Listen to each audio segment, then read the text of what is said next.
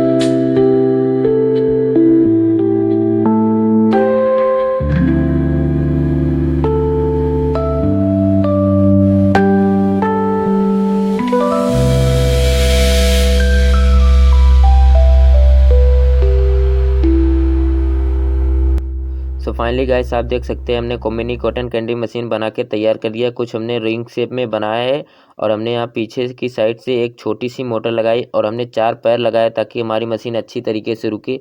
और मशीन के अंदर में हमने एल्युमिनियम फॉयल लगा दिया ताकि हमारी मशीन देखने में भी अच्छी लगे। तो चलिए हम इसको फटाफट चलाते हैं और आपको भी दिखाते हैं कि कैसे हमारी मिनी कॉटन कैंडी मशीन चलती है।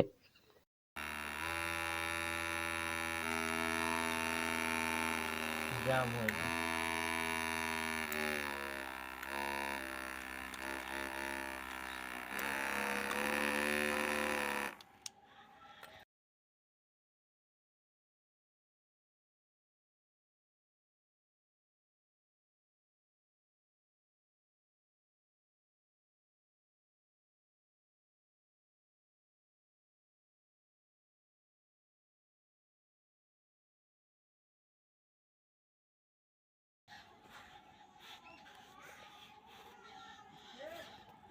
तो फाइनली गाइस देखिए हमने कॉटन कैंडी बनाया कुछ इस प्रकार से, यहाँ पे चिपक गई है, निकल नहीं रही है।